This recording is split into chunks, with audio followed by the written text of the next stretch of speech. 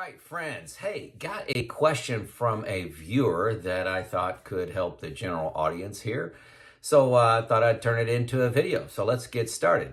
Hey, Joe, what are your thoughts on paying for a wealth management firm? I've amassed, let's just say well over $1 million, and I'm 58. And I'm at a point now where I think I may need some expertise in managing taxes, Roth conversions, diversification.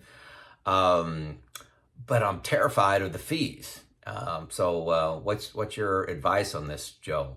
This is a question I think every person, as they get closer to retirement, faces.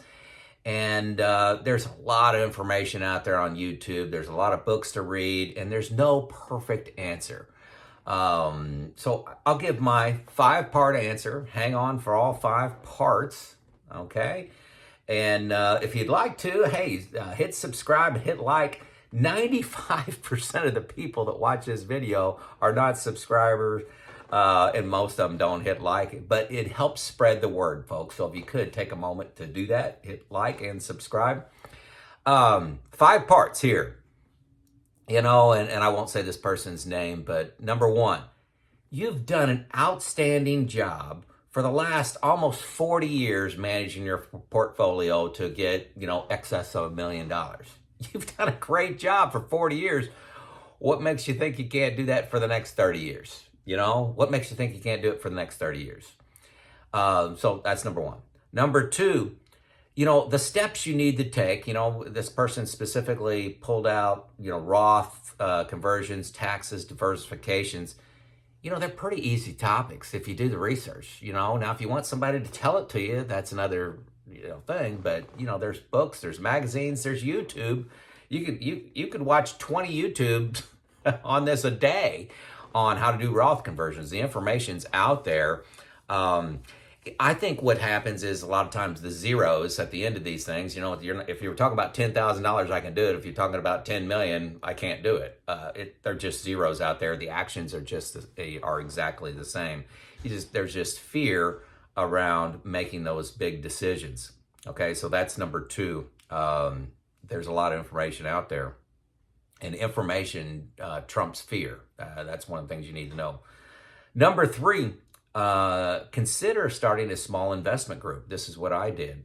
Find 2, 3 close friends where you can share intimate details of your finances and your spending and your decisions, and have some ground rules on their job is to tell you when you're doing something that's stupid. They're tell you whether it's wise or it's risky, and that brings enormous amount of comfort, which drives out fear along with information. So hopefully that makes sense. Get an investment group, people to talk to, so you're not going on this journey alone. And I think that's a big deal.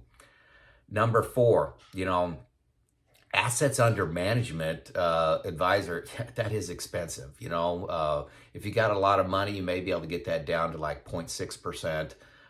Very common is 1%. For your first million or something like that. Consider seeking out an advisor that charges an hourly rate. They're out there.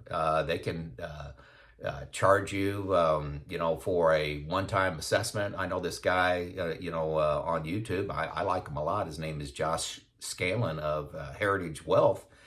And I believe he charges you like $2,500 to do an additional assessment. You send him your information, he'll give you advice. Here's what I think you ought to do. He doesn't have your money. He just says, here's what I think you ought to do.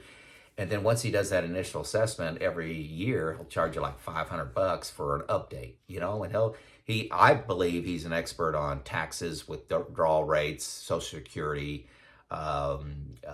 That's where I think his expertise is. I think the Roth conversions, he's very knowledgeable in those too. So if you want somebody to talk to that understands you personally, I would consider going that route. Josh is the only person I really know in that business.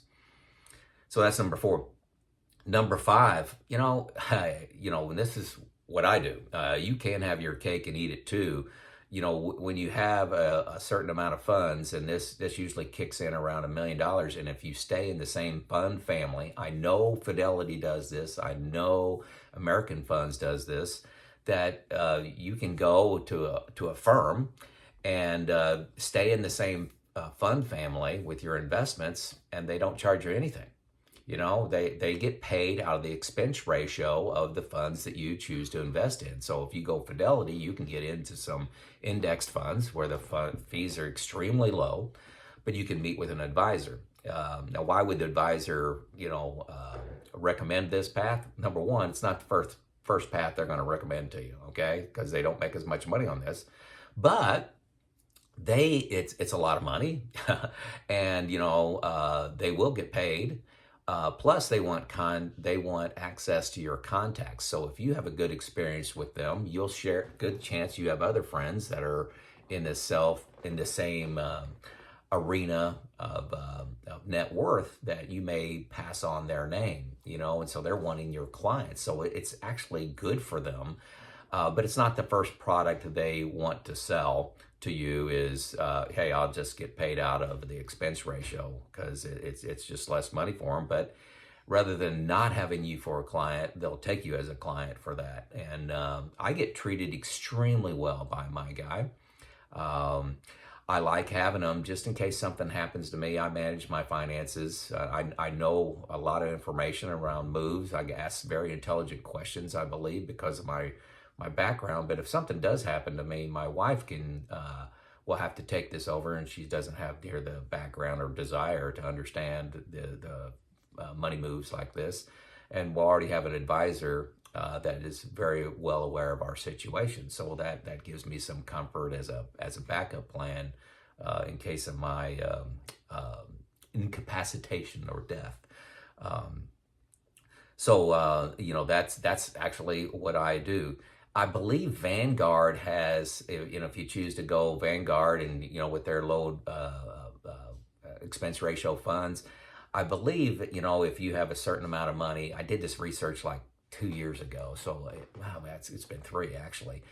I believe they have if you reach a certain threshold of money, you can actually call in, talk to an advisor, say, hey, here's my situation. They see it. They have records of everything. And here I'm thinking about Roth conversions, and they'll give you great advice, okay? The problem with Vanguard is the next time you call in, it's going to be a different person. So you can get that subject matter expertise on Roths, on tax, on portfolio diversification, and it's going to be great. It's going to be great, but it'll be a different person all the time. So that's another option for you. Bottom line, paying 1% on a massive portfolio, it's a personal decision. I think it's extremely expensive. But if you don't know what you're doing and don't want to do the research yourself and want to feel comfortable with somebody else telling you what to do, go ahead and do it. I don't recommend that at all. Even if you want to use an advisor, I advise you to know what they're doing. Study Roth conversions on your own before you allow somebody else to make Roth conversions with your money. So I think there's a lot of options to not have an advisor, but if you have a nice sized portfolio, like I said, number 5, you can have your cake and eat it too. So hopefully this helps. This is Joe out.